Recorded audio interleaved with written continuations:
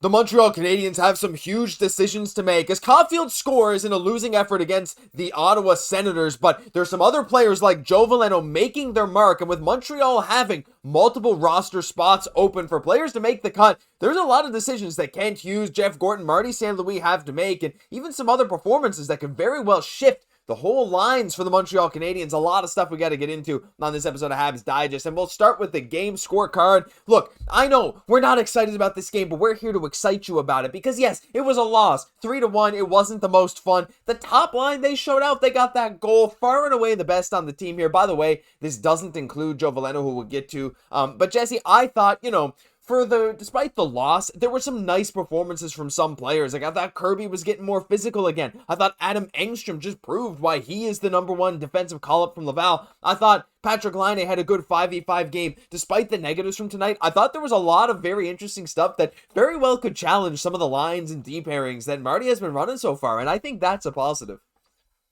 And I'm just hyped, Josh, with the regular season being so close. As you mentioned, like Kirby Dach actually being good in the preseason, like Laine bringing that 5v5 play, like those were all the X factors. Like those are what determines like if we can get in the playoffs and what will be a tough competition again this year.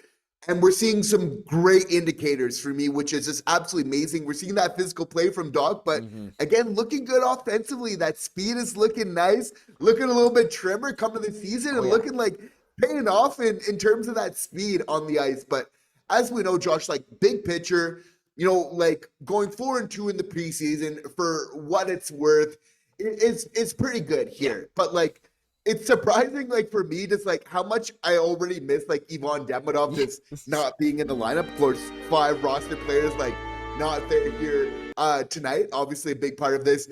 But like, I know he's just been for a couple games, Josh. But like already, I'm getting used to seeing the dangles, and whenever he's not playing, it's like, where is it? Just a certain factor that he brings to this game that's hard for like any other player on the Habs to quite replicate. Even though like Hutson did have so he was shaking and baking. Like he had some 2.0 on a lot of these moves here. It looks like he's just kind of building upon it. Like you thought he was shifty before, like he's building upon that, adding a couple more steps to that. So that's definitely exciting for Habs fans. But like, yeah, Monty looking good. Yep. As well, I think that was important to note. But as you mentioned, like it looks like Kapanen making this team.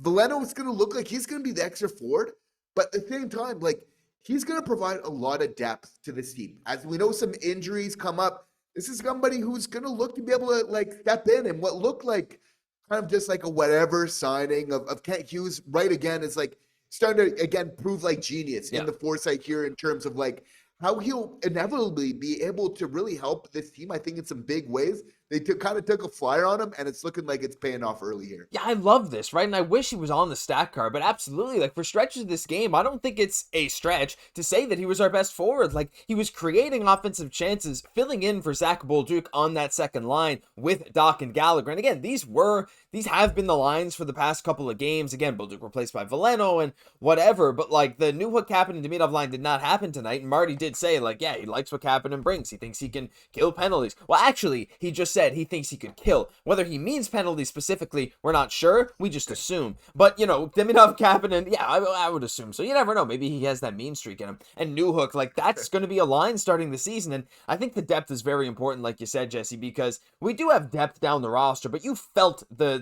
Bolduc that was missing tonight. You felt that third line really missing. And when those other, bottom 9 lines, like bottom 3 lines, I guess I should say, were really not getting it done, you were just waiting for that spark. And Hutson tried, Engstrom tried. The first line got it done near the end, but that depth is what's going to be key for the Montreal Canadiens, and I think that does lend some discussion for Joe Veleno, just briefly, because you mentioned all this stuff.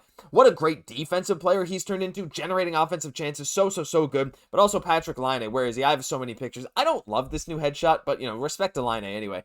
It's like the wings, bro, he's aerodynamic. That's why he looks smoother, right? It's the aerodynamic wings that's allowing him, like, he looks so much more confident on the ice, Jesse. And I know It's been a process for Patrik Laine. Is this like the best game we've ever seen? No, absolutely not. But he is dangling people basically in slow motion. Those times where he would have turned the puck over last year, seeming like he's holding on to the puck a bit more, making some smarter decisions, and even some more physical plays, bracing for hits, trying to hit people. And look, I'm not saying he's at that $9 million level yet. Noah Dobson also, maybe another discussion on that, but maybe we'll get to that, maybe we won't. But Patrik Laine, I thought as well, just that effort, Jesse. And the thing is, he's making it tough, right? Because he played fourth line tonight with Anderson and Evans. Fourth line third line, I guess, because the Fleury and Xhekaj line was a fourth line. But, third, fourth line in the preseason with Evans and Anderson, guys that are not really there to maximize Laine's skill set. And I thought he still looked good. And I think that is just bodes a bit of confidence in what Laine has been bringing. And I think the first month or two of the season is going to be very telling for a lot of these guys. But again, I like that Laine had a good game because he's showing, look,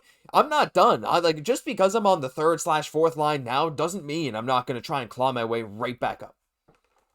Because he can be so important for this team if he really is able to climb himself back up. Why? Because if we look at the game tonight, probably a reason why, again, this got close in the third period here, 1-goal game there, down late, is that we just probably didn't get enough shots on net. And so, probably having a little bit more volume is something that the Montreal Canadiens will probably look to do. They do.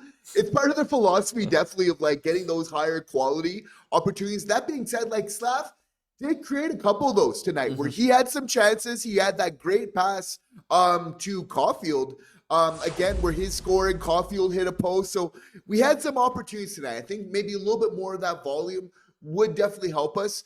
But obviously, as we're having all the boys kind of coming together here, and for the large part, we're going to be fairly healthy going into the regular. This is the big takeaway, Josh. Like, we got through the preseason without any horrific injuries here, which is just absolutely so amazing to see. So for like a team that really, it's so important for them to start on time for this season. Big picture for what we've been able to do on the preseason.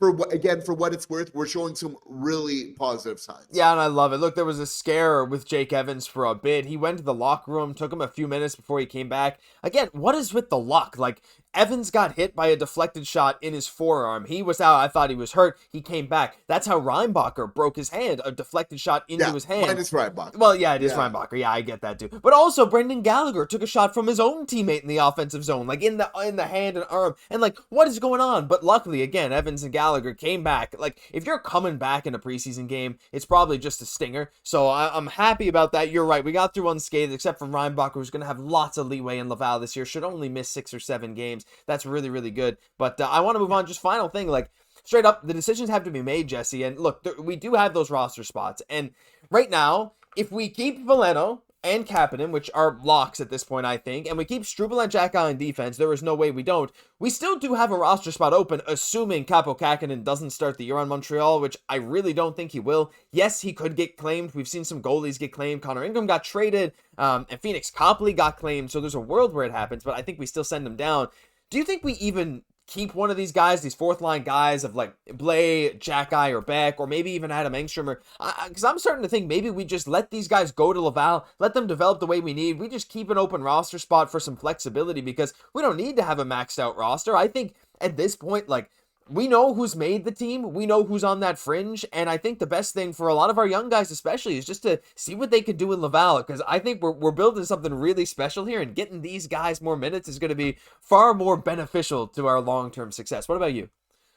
I completely agree with that. And again, worth noting that Adam Engstrom had a very good game tonight. Had the savvy to get on a breakaway again, just kind of doing an end-to-end rush, which is absolutely amazing. It's showing that that's a part of his game that he can really bring again. That we got another offensive defenseman, Josh, but you know he's a little bit of a hybrid because he's bringing that defense as well. But yeah, I think probably important to note, Fleury and Xhekaj probably had a better final game than Owen Beck here. Like, let us know in the comment section if you do agree.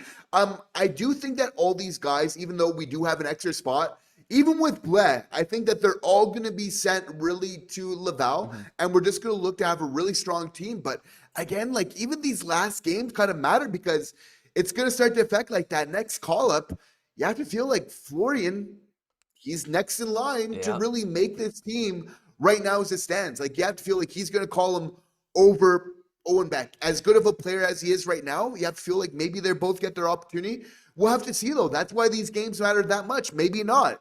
Obviously Florin's going to want to run with that opportunity if he gets it. He's got, a little bit of that killer instinct in him, which I think is going to serve him really well and trying to hold down his position once I think he does get a shot at it. So yeah, I think a great camp for a lot of young players that have been battling. A lot of positives, revelations. The young guys did what we expected. I think even some surpassing expectations in really Florian, Kapanen and showing the complete player he is. Beck, he's just going to continue to flower. Like, this is an NHL player. His time's coming. He's next.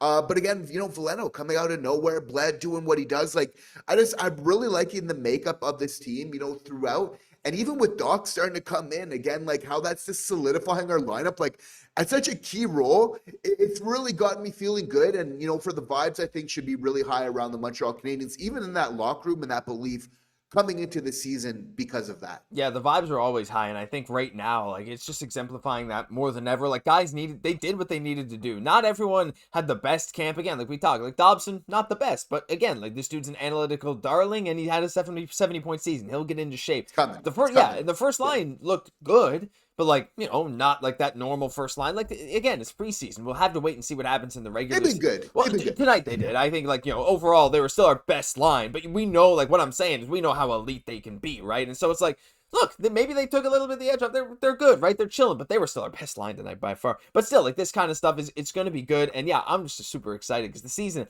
starts Wednesday. It's absolutely insane. Leave your thoughts on this down below. Who's going to get the call up? Who's not? Maybe Beck if Evans is out, or maybe Xhekaj if Anderson's out, something like that. We'd love to hear from you. That'll do it for this episode. Hey, the season's right around the corner. We'll be here every single day all season long. You know where to get the best Habs content. Hit that free subscribe button down below. Thank you for watching. I'm Josh Gosse, my co-host Jesse Poirier. We'll catch you in the next one.